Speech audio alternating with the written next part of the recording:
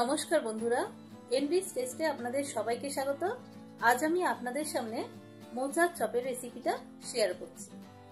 মোচার চপ বানানোর জন্য কিভাবে মোচা ছাড়াতে হয় সেটাই আমি আপনাদের দেখাচ্ছি। মোচার উপরের খোলাটাকে বাদ দিয়ে ভেতরের পোর্শনটা আমরা নিয়ে নেব। দেখুন, ভেতরে একটা শক্ত কাঠি মতন আর একটা পাতলা পর্দা মতো থাকে, সেটাকে আমাদের বাদ দিয়ে দিতে হবে। আবারও দেখিয়ে দিচ্ছি, মোচার মধ্যে যে শক্ত কাঠি আর পাতলা পর্দা মতো অংশ থাকে সেটাকে বাদ দিয়ে দিতে হবে।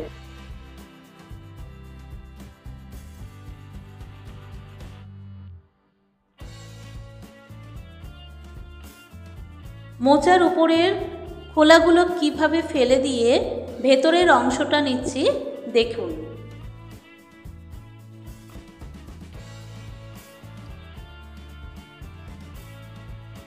এভাবে খোলাগুলো ফেলে দেওয়ার পর ভেতরে একটা নরম অংশ থাকে, ওটা ফেলে দেওয়া দরকার নেই, ওটা নিয়ে নেব আর নিচের শক্ত অংশটা ফেলে দেব। এবার এই নরম অংশটাকে কেটে নেব।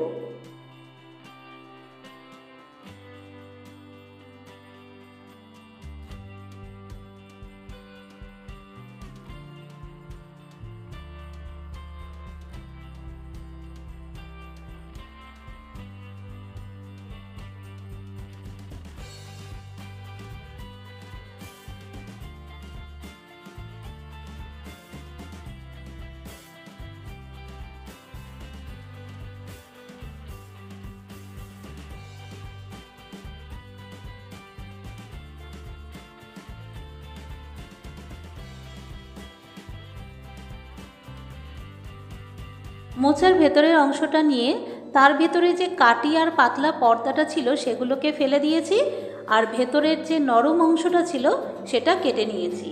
এগুলোকে আমি গোটা রেখেছি, আপনারা চাইলে শাকের মতন কেটে নিতে পারেন। এবার ঠান্ডা জল দিয়ে আমি এটাকে একবার ধুয়ে নিচ্ছি।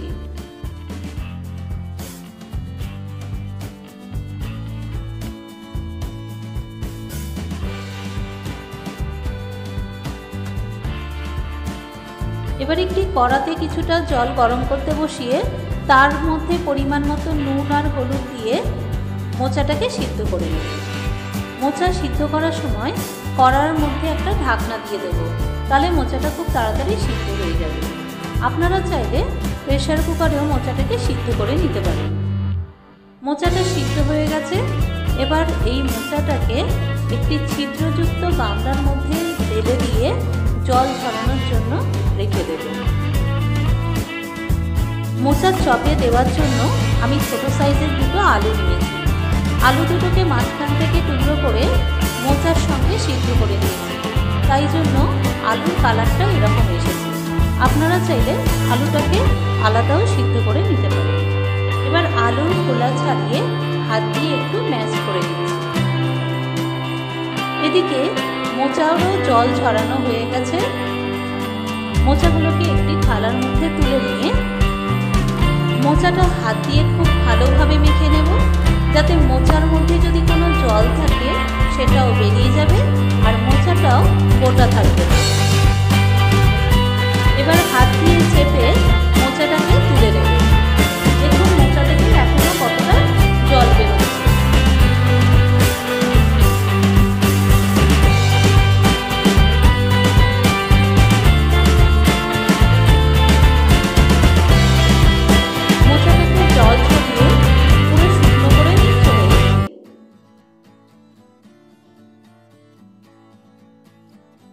আর যে আলুটা সিদ্ধ করে রেখেছিলাম সেই আলুটাকে হাত দিয়ে খুব ভালোভাবে ম্যাশ করে নিতে হবে।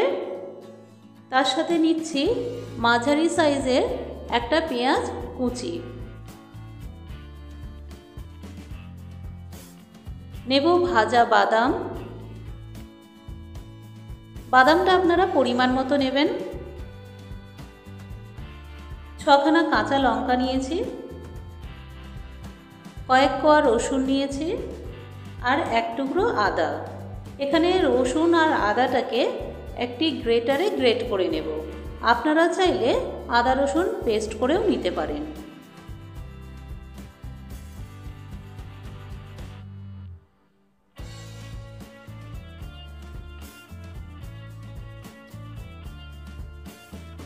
কাঁচা লঙ্কা আমি এখানে 4খানা নিয়ে সেটাকে কুচিয়ে নিয়েছি, আর 2খানা কাঁচা লঙ্কা মনে হলো যে বেশি হয়ে যাবে তাই রেখে দিলাম।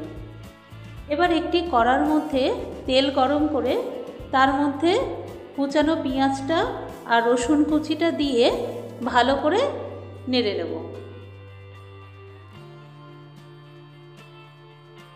কিছুক্ষণ নাড়াচাড়া করে নিয়ে ওর মধ্যে দিয়ে দেব আদা কুচি আর লঙ্কা কুচি।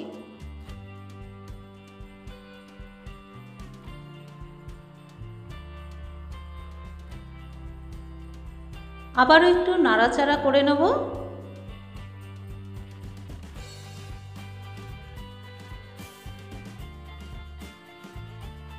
দেখুন সমস্ত মশলাগুলো একটু ভালোভাবে ভাজা হয়ে গেছে।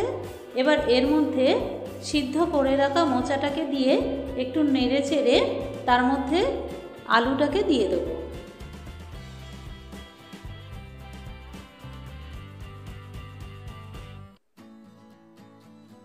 আলুটাকে আমি আরেকবার হাত দিয়ে খুব ভালোভাবে ম্যাশ করে নিয়েছি।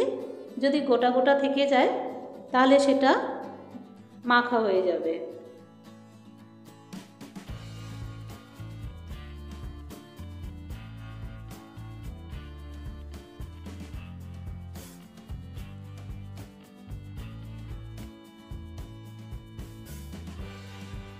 আবার সব কিছুকে একটু নাড়াচাড়া করে নিয়ে বাকি মশলাগুলো দিয়ে দেবো। দেব 1/2 চামচ নুন, 1/2 চামচ হলুদ গুঁড়ো,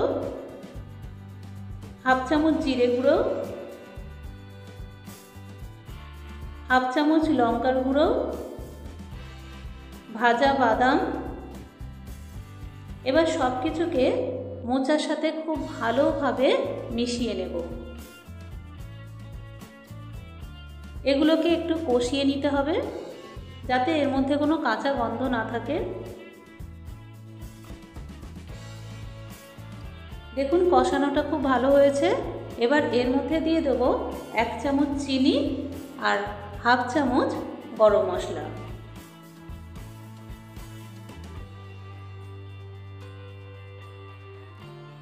আবারও মোচার সাথে খুব ভালোভাবে এগুলোকে নাড়াচাড়া করে নেব। এই সময় গ্যাসের ফ্লেমটাকে লো টু মিডিয়াম হিটে রেখে দেবেন, তা না হলে মশলাগুলো পুড়ে যেতে পারে। এখানে মোচার চপের জন্য পুর রেডি হয়ে গেছে। এবার একটি থালার মধ্যে ঢেলে এটাকে কিছুক্ষণ ঠান্ডা হতে দেবেন। সময় কম থাকায় আমি এখানে চপের আকারে পুরটাকে রেডি করে নিচ্ছি।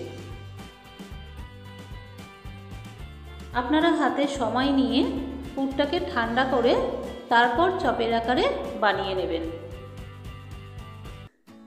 এখানে আমি কয়েকটা বানিয়ে দেখাচ্ছি, বাকিগুলো বানিয়ে নিয়ে ফিরে আসছি।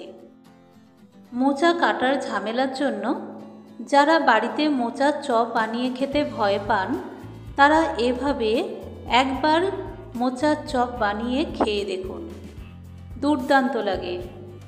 দোকানের চপগুলোতে মোচার পরিমাণ কম আর আলুর পরিমাণটা বেশি থাকে। আমি যেভাবে মোচা কেটে চপ বানিয়ে আপনাদের দেখাচ্ছি, আপনারা এভাবেই একবার বাড়িতে ট্রাই করুন।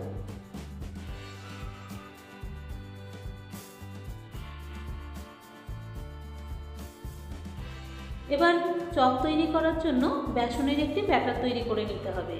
তার জন্য নিয়েছি বেসন, পরিমাণ মতো নুন, হলুদ গুঁড়ো, সামান্য একটু লঙ্কার গুঁড়ো আর সামান্য একটু খাবার সোডা। এবার এগুলোকে খুব ভালোভাবে মিশিয়ে নিয়ে অল্প অল্প জল দিয়ে একটা স্মুথ ব্যাটার তৈরি করব।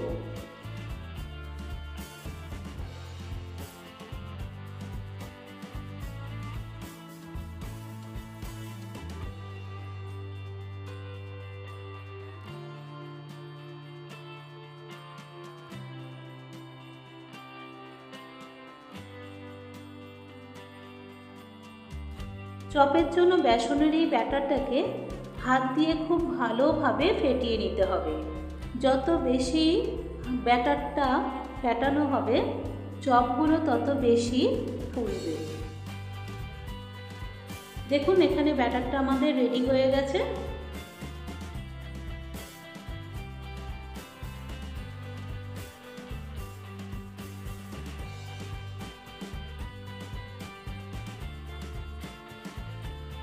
এবার চপগুলো ভাজার জন্য একটি কড়া গরম করে নিয়ে তার মধ্যে কিছুটা সাদা তেল দিয়ে দিলাম। তেলটা গরম হয়ে গেছে। এবার চপগুলো ব্যাটারের মধ্যে ডুবিয়ে গরম তেলে লাল লাল করে ভেজে নেব। দেখুন ব্যাটারের মধ্যে কিভাবে দিয়ে আমি চপগুলোকে তুলে নিচ্ছি। আপনারাও এভাবেই মোচার চপগুলো তৈরি করে নেবেন। তেলের মধ্যে এপিট ওপিট খুব ভালোভাবে লাল লাল করে ভেজে নিতে হবে।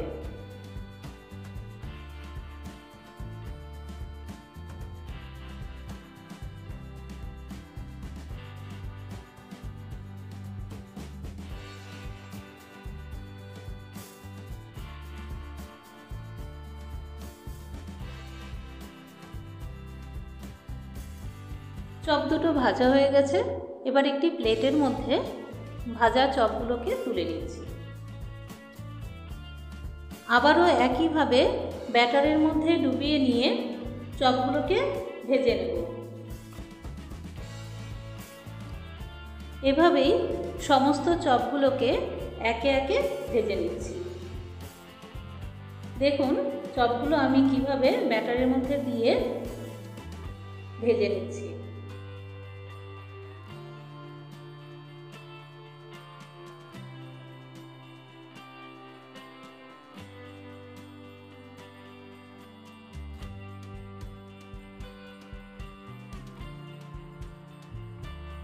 চপগুলো ভেজে প্লেটের মধ্যে তুলে নিয়েছি। এবার এই গরম গরম চপের মধ্যে বিট লবণ ছড়িয়ে দেবো। বিট লবণ দিয়ে চপগুলো খেতে যা ভালো লাগে। এই চপগুলো কতটা মচমচে হয়েছে দেখুন, আর এর মধ্যে পুরটা পুরো ভর্তি। এই চপগুলো আপনারা সন্ধ্যাবেলায় চা, কফি, মুড়ি, এমনকি সস বা স্যালাড দিয়েও খেতে পারেন।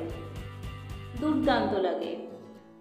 মোচার চপের এই রেসিপিটা যদি আপনাদের ভালো লেগে থাকে তাহলে লাইক, কমেন্ট এবং শেয়ার করবেন এবং একটি সাবস্ক্রাইব করে দেবেন। ধন্যবাদ। সবাই ভালো থাকবেন। ফিরে আসছি পরের রেসিপি নিয়ে।